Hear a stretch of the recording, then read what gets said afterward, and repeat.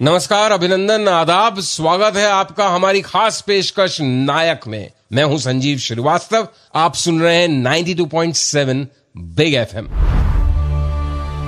हाथ जिनमें है जनू कटते नहीं तलवार से, सर जो उठ जाते हैं वो झुकते नहीं ललकार से, और भड़केगा जो शोला सा हमारे दिल में है, सरफरोशी की तमन्ना अब हमारे दिल में है, देखना है जोर कितना बाजुए कातिल में है। ये वो अमर शहीदी पंक्तियां हैं जिनके बाद शायद हमारे आज के नायक को किसी परिचय की आवश्यकता नहीं है, किसी इंट्रोडक्शन की जरूरत नहीं है।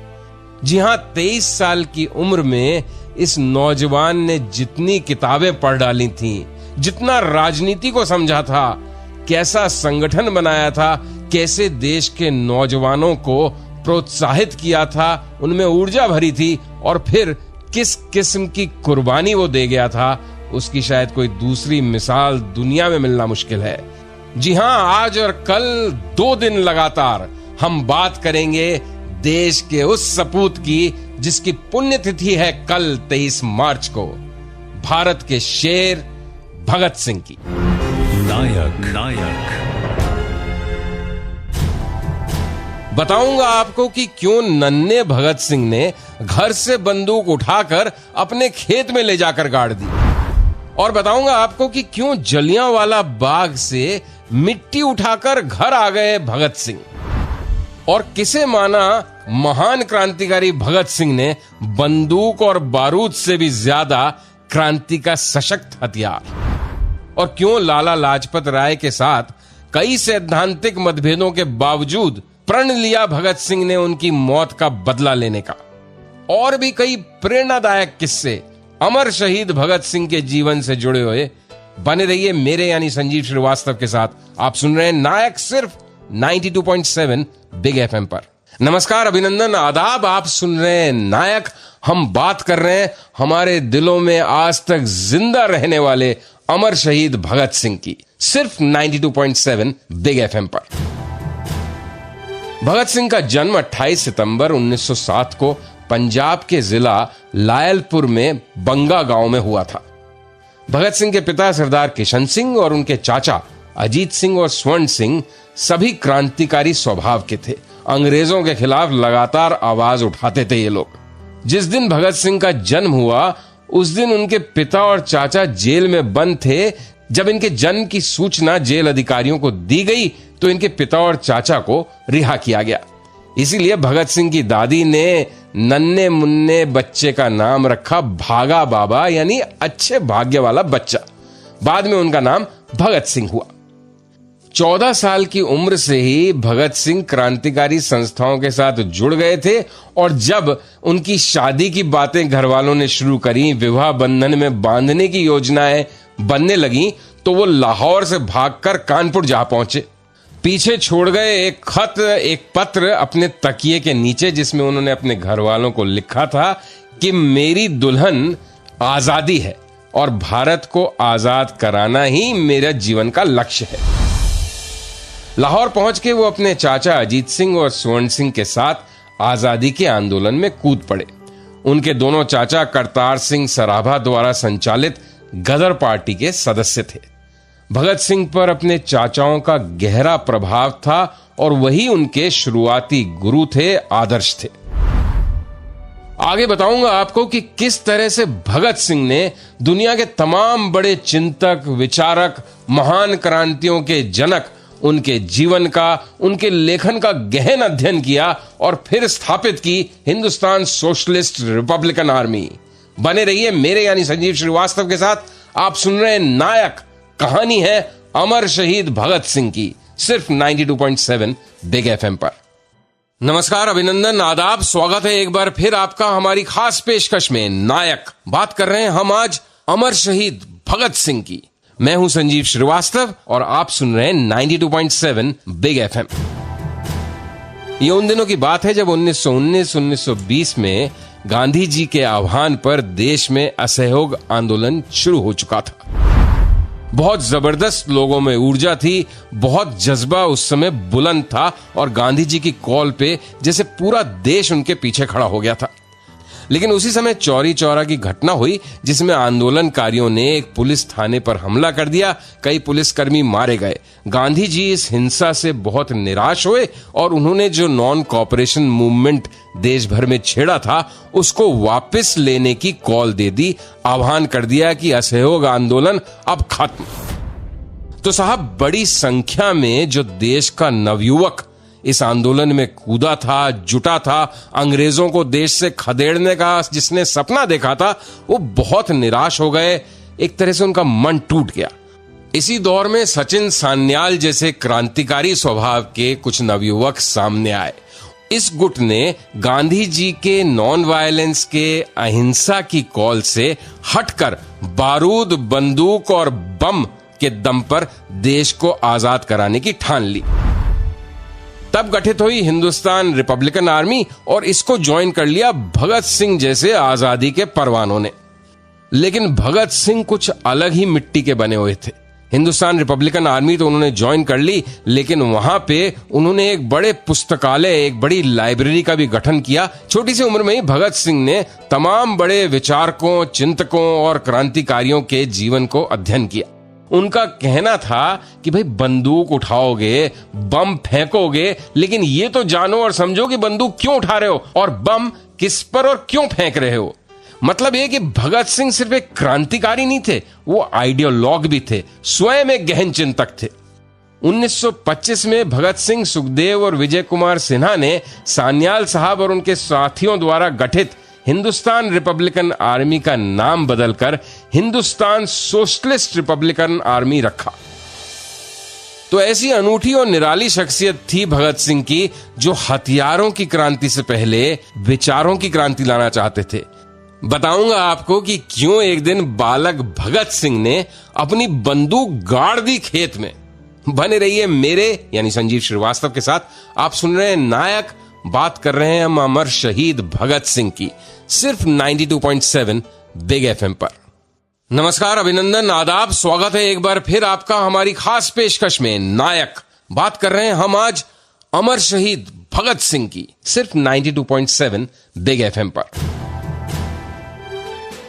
क्यों भगत सिंह ने एक दिन अपने घर से उठाई बंदूक, भागते हुए पहुंचे अपने खेत और फिर एक गड्ढा खोद गाड़ दी उसमें वो बंदूक। किस्सा तब का है जब भगत सिंह की उम्र 5 साल की थी। भगत सिंह के हाथ खेलते खेलते एक दिन अपने चाचा की बंदूक लग गई।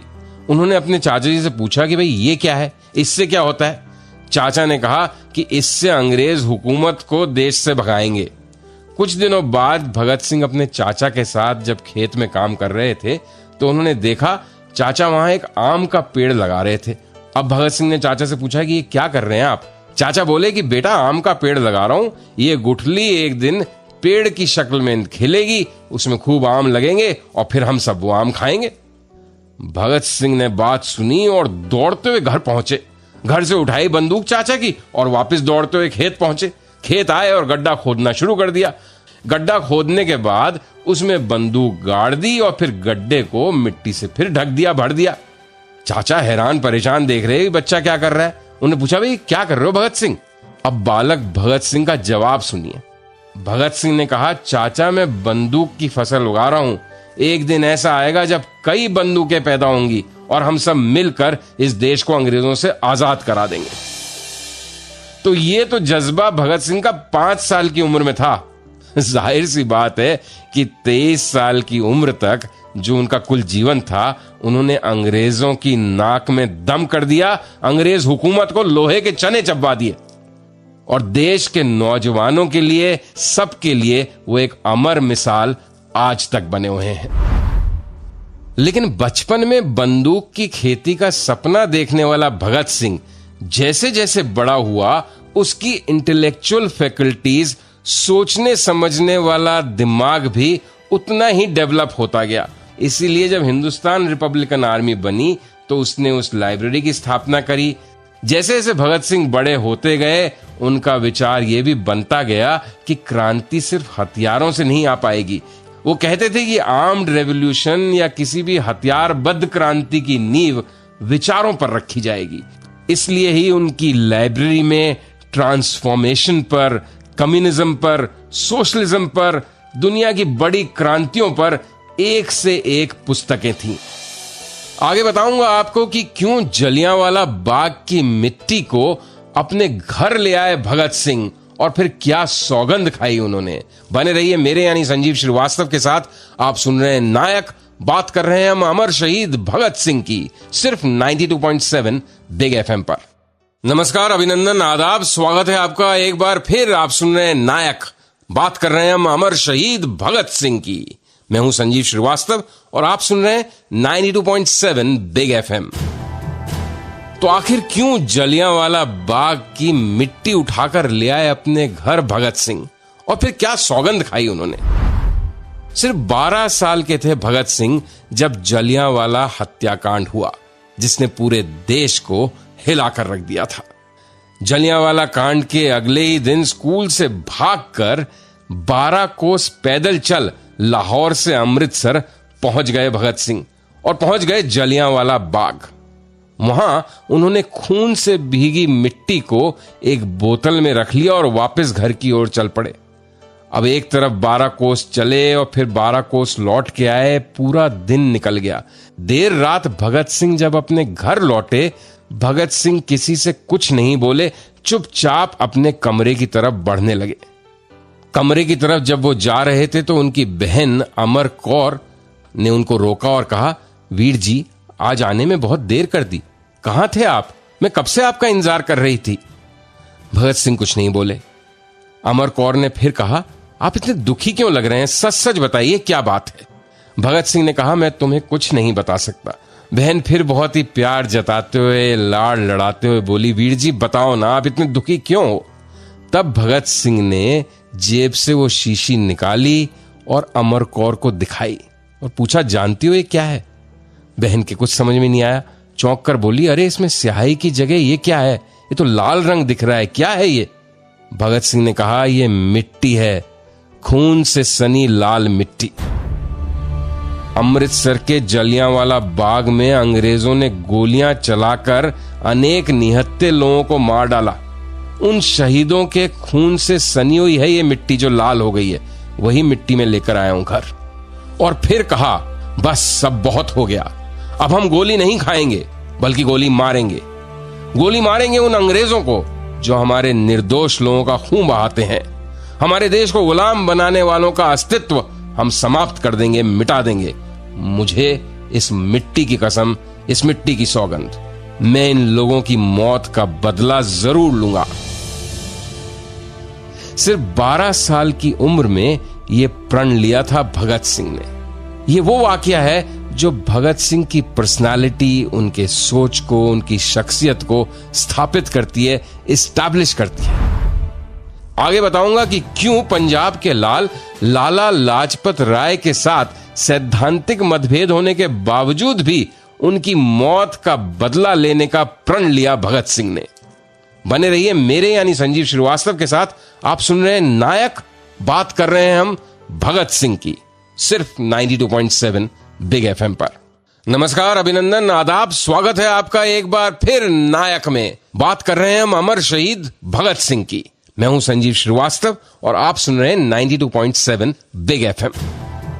तो आखिर ऐसा क्या कारण था कि लाला लाजपत राय के साथ राजनीतिक और सैद्धांतिक मतभेद होने के बावजूद जब लाला लाजपत राय की मौत हुई अंग्रेजों की लाठियां खाने के बाद, तो उस हत्या का बदला लेने का प्रण ले लिया भगत सिंह ने। भारत में कांग्रेस के अंग्रेज विरोधी आंदोलन को शांत करने के लिए अंग्रेज हुकूमत ने 1927 में साइमन आयोग का गठन किया और उसे भारत भेजा। देश में साइमन आयोग के खिलाफ जगह जगह प्रदर्शन हुए। लाहौर में साइमन कमीशन के विरोध में जो प्रदर्शन हो रहा था, उसका नेतृत्व कर रहे थे पंजाब के लाल और कांग्रेस के वरिष्ठ नेता लाला लाजपत राय। लाहौर में प्रदर्शनकारियों पर लाठी बरसाने का आदेश अंग्रेज पुलिस अधिकारी जेम्स ए स्कॉट ने दिया। लाला लाजपत राय पे भी लाठियां बरसाई गईं। वो घायल हुए, अस्पताल में उन्हें भर्ती किया गया, लेकिन लाठियों की चोट इतनी गहरी थी कि लाला लाजपत राय की मृत्यु हो गई। मरने से पहले लाला साहब ने कहा था कि मेरे ऊपर जो लाठियों के प्रहार किए गए हैं वही एक दिन ब्रिटिश साम्राज्य के ताबूत की आखिरी कील साबित होंगे। भगत सिंह और उनके साथियों ने एक कर दिखाया। 17 दिसंबर 1928 भगत सिंह ने राजगुरु और कुछ अन्य क्रांतिकारी साथियों के साथ मिलकर जेम्स स्कॉट को मारने की योजना को अंजाम दिया। गोली भी बरसा दी एक अंग्रेज अधिकारी पर।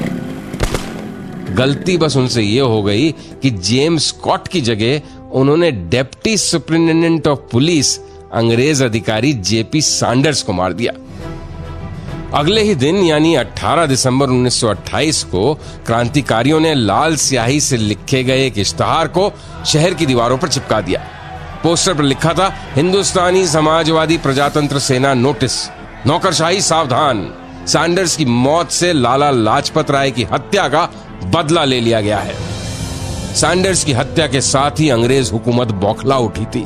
जबरदस्त घर पकड़ शुरू हो गई। पुलिस छानबीन जबरदस्त हो रही थी।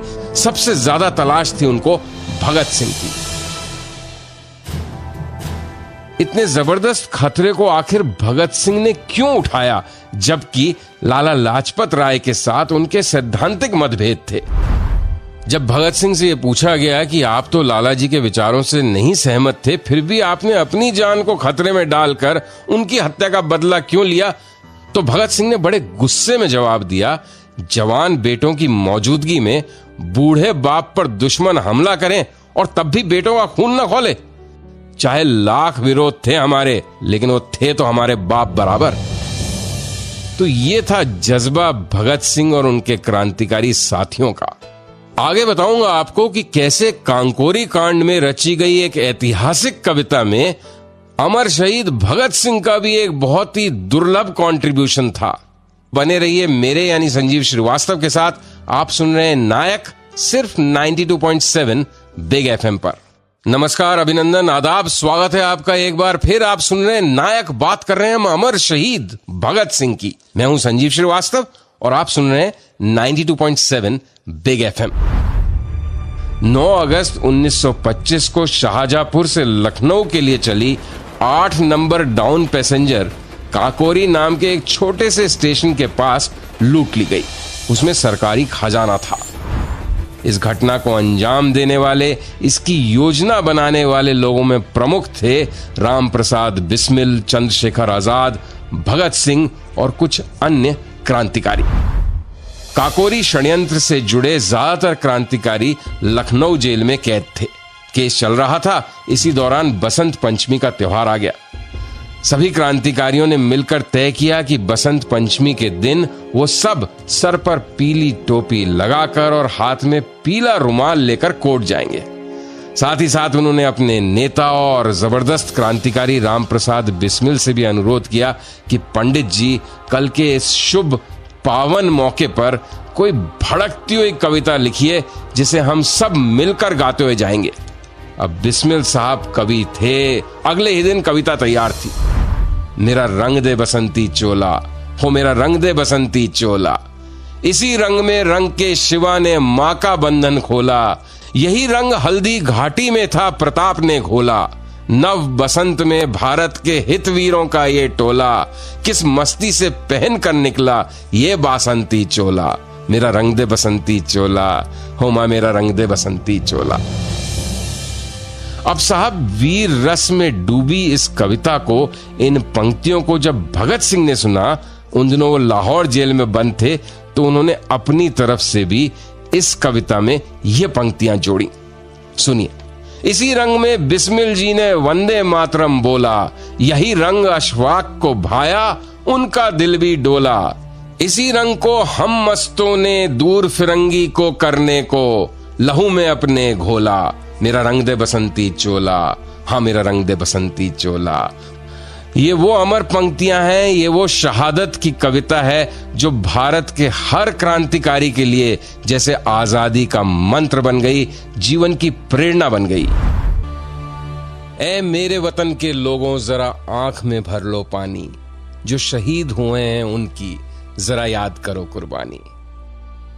जी हां, कल भी हमने बात करी थी भारत के अमर शहीद भगत सिंह की। आज भगत सिंह की पुण्यतिथि है और जारी है 92.7 बिग एफएम पर भारत के इस महान नायक को हमारी श्रद्धांजलि। नायक आज मैं बताऊंगा आपको कि सैंडर्स की हत्या के बाद किस तरह से भगत सिंह ने स्वयं को और अपने क्रांतिकारी साथियों को बचाया अंग्रेजों से। बताएंगे आपको यह भी कि असेंबली में बम फेंकने की योजना कहां और कैसे बनी थी। साथ ही बात करेंगे कि मोहम्मद अली जिन्ना भगत सिंह के बारे में क्या कहते थे, क्या सोचते थे। साथ ही बात होगी भगत सिंह की फांसी पर और जवाहरलाल नेहरू जी इस विषय पर क्या सोचते थे, उनकी भगत सिंह के बारे में क्या ओपिनियन थी। सुनते रहिए नायक। आज बात कर रहे हैं हम अमर शहीद भगत सिंह की, मेरे यानी संजीव श्रीवास्तव के साथ, सिर्फ 92.7 बिग एफएम पर। नमस्कार, अभिनंदन, आदाब, स्वागत है आपका हमारी इस खास पेशकश में। नायक बात कर रहे हैं हम भारत के महान अमर शहीद भगत सिंह की, सिर्फ 92.7 बिग एफएम पर। तो हम भगत सिंह की शहीदी यात्रा की बात शुरू करें उससे पहले नजर डालते हैं कुछ हल्के फुल्के संस्मरणों पर जो भगत सिंह के जीवन से जुड़े हुए हैं। ऐसी बातें जो हमने बहुत कम सुनी है और जिनके बारे में ज्यादा लिखा गया नहीं है। जैसे भगत सिंह की क्या राय थी फिल्मों के बारे में और कुछ फिल्म कलाकारों के बारे में। फिल्में देखना उन्हें बेहद पसंद था, रसगुल्ले खाना भी उन्हें बहुत पसंद था। वे राजगुरु और यशपाल के साथ जब भी मौका मिलता था फिल्म देखने चले जाते थे और उनका फेवरेट कैरेक्टर फिल्मी दुनिया में चार्ली चैपलिन हुआ करता था। चंद्रशेखर आजाद साहब बहुत गुस्सा होते थे अपने क्रांतिकारी दोस्तों की इस फिल्म देखने की आदत से और चार्ली चैपलिन को तो वो 4 फुट का अमेरिकी नौटंकीबाज कहते थे। दरअसल भगत सिंह और उनके साथियों को चार्ली चैपलिन इसलिए बेहद पसंद थे क्योंकि वो दौर एक खास तरह की तानाशाही का दौर था दुनिया में, खासकर जर्मनी जैसे देश में। लोग खौफजदा रहते थे और उस दौर में एक कलाकार ऐसा था जो सबका डर मिटा के उनके चेहरे पर मुस्कुराहट लाता था और अपने खूबसूरत काम से लोगों को एक अलग कल्पना की दुनिया में ले जाया करता था। बहुत कम लोगों को यह बात मालूम है कि भगत सिंह खुद बहुत अच्छे एक्टर हुआ करते थे और कॉलेज के दिनों में न सिर्फ उन्होंने एक नाट्य सोसाइटी स्थापित करी बल्कि कई नाटकों में नायक का रोल भी निभाया। जैसे राणा प्रताप में उन्होंने महाराणा प्रताप की भूमिका निभाई। भगत सिंह काफी अच्छे लेखक भी थे और उर्दू और पंजाबी अखबारों में उन्होंने खूब लिखा। हालांकि लिखा उन्होंने छद्म नाम से, मतलब अपने नाम का प्रयोग नहीं किया। लेकिन देश में उस समय जो अंग्रेजों के जुल्म के खिलाफ एक उबाल का माहौल था, उसने इस कलाकार को तब्दील कर दिया एक क्रांतिकारी में। लाला लाजपत राय की मौत का बदला लेने के लिए भगत सिंह ने सर पर कफन बांध लिया और एक दिन मौका निकालकर बदला ले भी लिया। यह अलग बात है कि जेम्स स्कॉट की बजाय उन्होंने assistant superintendent of police Saunders की हत्या कर दी। इस हत्या के बाद शुरू हुआ अंग्रेजों द्वारा क्रांतिकारियों के दमन का भीषण दौर। कैसे बचाया खुद को और अपने साथियों को अंग्रेजों से और निकलकर भागने में सफल हुए इस हत्या के बाद भगत सिंह, बताऊंगा आपको। बने रहिए मेरे यानी संजीव श्रीवास्तव के साथ। आप सुन रहे हैं नायक, सिर्फ 92.7 बिग एफएम पर। नमस्कार, अभिनंदन, आदाब, आप सुन रहे हैं नायक। हम बात कर रहे हैं अमर शहीद भगत सिंह की। मैं हूं संजीव श्रीवास्तव और आप सुन रहे हैं 92.7 बिग एफएम। जब अंग्रेज पुलिस ऑफिसर सैंडर्स की हत्या कर दी भगत सिंह और उनके साथियों ने, तो कैसे बचकर निकले भगत सिंह अपने क्रांतिकारी साथियों के साथ अंग्रेजों की नजर से। बहुत दिलचस्प वाकया है। जब लाला लाजपत राय अंग्रेज पुलिस की लाठियों की चोट से स्वर्गवासी हुए, शहीद हुए, तो जैसे भगत सिंह ने अपने सर पर कफन बांध लिया और तय किया इस हत्या का वो बदला जरूर लेंगे। 17 दिसंबर 1928 को भगत सिंह, सुखदेव और अन्य क्रांतिकारी साथियों को मौका मिल गया बदला लेने का। यह अलग बात है कि जेम्स स्कॉट की बजाय उनसे गलती से हत्या सॉन्डर्स की हो गई, जो असिस्टेंट सुपरिटेंडेंट ऑफ पुलिस था। एक ब्रिटिश पुलिस ऑफिसर की इस तरह से सरेआम हत्या के बाद पूरे देश में हड़कंप मच गया। भगत सिंह और सुखदेव अंग्रेज पुलिस की नजर से बचते बचते पहुंच गए दुर्गा भाभी के यहां, जो पिछले कुछ सालों से भारतीय स्वतंत्रता संग्राम से वैसे भी जुड़ी हुई थी और भारतीय नौजवान सभा की एक एक्टिव सक्रिय सदस्य थी। अब यहां से योजना बननी शुरू हुई कि लाहौर से अंग्रेजों की आंखों में धूल झोंक कर भागा कैसे जाए। सारी योजना दुर्गा भाभी ने बनाई और कहा कि कलकत्ता चलते हैं। दुर्गा भाभी के पति प्रोफेसर भगवती चरण बोहरा भी कलकत्ता में रहते थे। तो योजना यह बनी कि भगत सिंह तो बनेंगे दुर्गा भाभी के पति। तो भगत सिंह ने बिल्कुल अंग्रेज अंदाज में सूट बूट बनवाया, दाढ़ी मूछ मुंडवाई, टोपी लगाई और दुर्गा भाभी के साथ टांगे में बैठकर रेलवे स्टेशन की तरफ बढ़ चले। सुखदेव जी बन गए उनके नौकर। स्टेशन तो पहुंच गए, लेकिन वहां भी पुलिस का बंदोबस्त बड़ा जबरदस्त था। अब सूटेड बूटेड भगत सिंह, उनकी पत्नी बनी हुई दुर्गा भाभी और नौकर बना हुआ सुखदेव रेलवे प्लेटफॉर्म पे आए। सुखदेव के पास तो सेकंड क्लास स्लीपर का टिकट था, भाई वो नौकर था, और भगत सिंह और दुर्गा भाभी के पास फर्स्ट क्लास के टिकट थे। और दुर्गा भाभी की गोद में था उनके 2 साल का बेटा शचिंद्र। सुनने में तो ये योजना आपको बड़ी आसान लग रही होगी कि भाई भेस बदल लिया और रेल पकड़ के भाग गए, लेकिन साहब जिस तरह से अंग्रेज पुलिस जिस डिटर्मिनेशन के साथ इन क्रांतिकारियों को ढूंढ रही थी, उस समय अंग्रेजों की आंखों में इस तरह से धूल झोंक कर भाग निकलना अपने आप में एक बहुत बड़ी बात थी। इसलिए आज तक उसको भारतीय स्वाधीनता आंदोलन के इतिहास में एक रेड लेटर डे, एक स्वर्णिम दिन की तरह देखा जाता है। तो साहब भगत सिंह और सुखदेव लाहौर से भागकर कलकत्ता तो पहुंच गए और एक बार तो अंग्रेजों को चकमा दे दिया, लेकिन आगे उनका इंतजार कर रही थी एक बहुत बड़ी योजना। बताऊंगा आपको कि कैसे और कहां बनी थी असेंबली में बम फेंकने की योजना और कैसे गिरफ्तार हुए भगत सिंह। बने रहिए मेरे यानी संजीव श्रीवास्तव के साथ। आप सुन रहे हैं नायक, बात कर रहे हैं हम अमर शहीद भगत सिंह की, सिर्फ 92.7 बिग एफएम पर। नमस्कार, अभिनंदन, आदाब। आप सुन रहे हैं नायक, बात कर रहे हैं हम अमर शहीद भगत सिंह की। मैं हूं संजीव श्रीवास्तव और आप सुन रहे हैं 92.7 बिग एफएम। तो सैंडर्स की हत्या करने के बाद लाहौर से ट्रेन में बैठ कलकत्ता पहुंच गए भगत सिंह और राजगुरु। लेकिन उसके बाद फिर दिल्ली असेंबली पर उन्होंने बम फेंकने की योजना क्यों और कैसे बनाई, और क्यों इस घटना को अंजाम देने के बाद भगत सिंह और राजगुरु अपनी मर्जी से गिरफ्तार हो गए। भगत सिंह जितने बड़े क्रांतिकारी थे, बंदूक बारूद और बम के प्रेमी पुजारी थे, उससे भी ज्यादा वो शायद एक चिंतक और विचारक थे, पुस्तक प्रेमी थे। बहुत गहन अध्ययन उन्होंने दुनिया भर की क्रांतियों का किया था, फ्रीडम फाइटर्स का किया था। उनकी फेवरेट पुस्तक थी ड्रैन बीन द्वारा लिखी गई माई fight for Irish freedom, Irish क्रांति पर ड्रैन बीन की ये आत्मकथा। भगत सिंह एक बार अपने क्रांतिकारी साथियों के साथ ये किताब पढ़ रहे थे तो एक प्रसंग आया जिसमें ड्रैन बीन ने लिखा था कि अगर आयरिश क्रांतिकारी वहां नियुक्त गवर्नर जनरल की गाड़ी के नीचे बम रख देंगे और गवर्नर जनरल मारे जाते हैं और क्रांतिकारी अगर पास के गांव में छुप जाते हैं तो इलाके का बच्चा बच्चा कट जाएगा, लेकिन उनके बारे में कुछ नहीं बताएगा पुलिस को और अंग्रेज अधिकारियों को। यह सुनकर भगत सिंह के साथियों का मुंह कुछ लटक गया। उनके एक साथी जयदेव ने कहा कि आयरलैंड की जनता ऐसी है, इतनी देशभक्त, हमारे यहां तो गैरों को छोड़ो, हमारे अपने ही पुलिस को बताकर हमारा भेद खोल देंगे।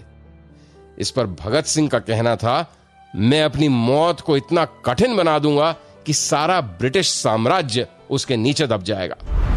तो दिल्ली में नेशनल असेंबली में बम विस्फोट करने के बाद धुएं के गुबार के बीच आसानी से भाग सकते थे भगत सिंह और बटुकेश्वर दत्त, लेकिन वो भागे क्यों नहीं? क्या थी उनकी रणनीति, उनकी स्ट्रैटेजी? बताऊंगा आपको। बने रहिए मेरे यानी संजीव श्रीवास्तव के साथ। आप सुन रहे हैं नायक, सिर्फ 92.7 बिग एफएम पर। नमस्कार, अभिनंदन, आदाब। आप सुन रहे हैं नायक, बात कर रहे हैं हम महान क्रांतिकारी अमर शहीद भगत सिंह की। मैं हूं संजीव श्रीवास्तव और आप सुन रहे हैं 92.7 बिग एफएम। तो दिल्ली में नेशनल असेंबली में बम धमाका करने के बाद धुएं के गुबार में बड़ी आसानी से छुपकर भाग सकते थे भगत सिंह और बटुकेश्वर दत्त, लेकिन उन्होंने ऐसा नहीं किया। वो वहां खड़े रहे, अंग्रेज हुकूमत के खिलाफ नारे लगाए, इनकलाब जिंदाबाद का नारा बुलंद किया। क्यों? आखिर उन्होंने ऐसा क्यों किया?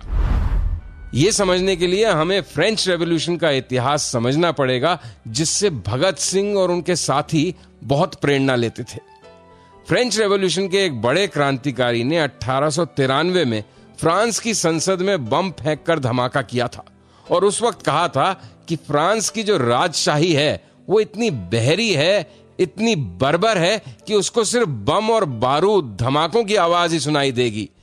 फ्रांसीसी क्रांति के 35 साल बाद इसी तरह का दुस्साहस दोहराया गया दिल्ली में, और इस बार नायक थे भगत सिंह, बटुकेश्वर दत्त, सुखदेव और राजगुरु।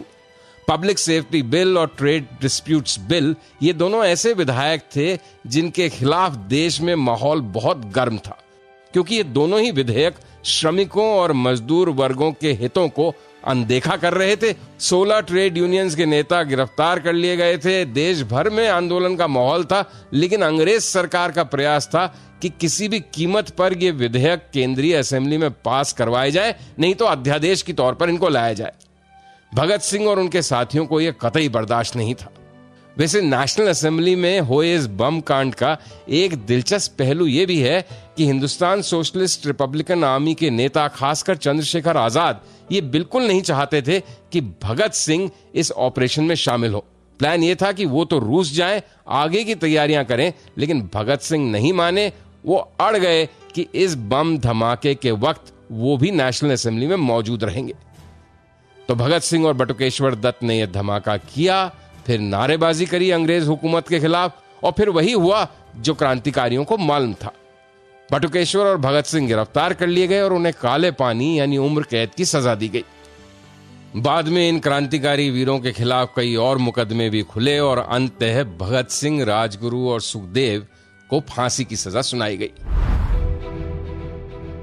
जेल में एक दिन भगत सिंह की चाची हरनाम कौर उनसे मिलने आई, तो जिस बच्चे को उन्होंने प्यार से अपनी गोद में खिलाया था, उसकी यह हालत देखकर वो स्वयं को रोक नहीं पाई और फपक फपक के रो पड़ी। भगत सिंह शायद एक पल के लिए विचलित हुए होंगे चाची को रोता देखकर, लेकिन अगले ही पल उनका चेहरा तमतमा उठा और चाची से बोले कि आप रो सकती हैं, आपको रोते देख मुझे भी रोना आ सकता है, मैं भी तो आखिर एक इंसान हूं, लेकिन मैं नहीं रो सकता, क्योंकि अगर मैं रो दिया तो ये देश टूट जाएगा, उसके सपने टूट जाएंगे, आजादी और क्रांति की सारी उम्मीदें खत्म हो जाएंगी। और भगत सिंह आखिर तक कभी नहीं रोए, उस दिन भी नहीं जब उनको फांसी के तख्ते पर चढ़ाया जा रहा था। बताऊंगा आपको भगत सिंह के आखिरी दिन के बारे में। बने रहिए मेरे यानी संजीव श्रीवास्तव के साथ। आप सुन रहे हैं 92.7 बिग एफएम पर नायक। बात कर रहे हैं हम अमर शहीद भगत सिंह की। नमस्कार, अभिनंदन, आदाब, स्वागत है आपका एक बार फिर नायक में। बात कर रहे हैं हम महान क्रांतिकारी, अमर शहीद, देश के सच्चे सपूत भगत सिंह की। मैं हूं संजीव श्रीवास्तव और आप सुन रहे हैं 92.7 बिग एफएम। तो कैसे गुजारी भगत सिंह ने अपनी जिंदगी की आखिरी रात, और क्या था उनका रुख उस समय जब उन्हें फांसी के तख्ते की तरफ ले जाया जा रहा था?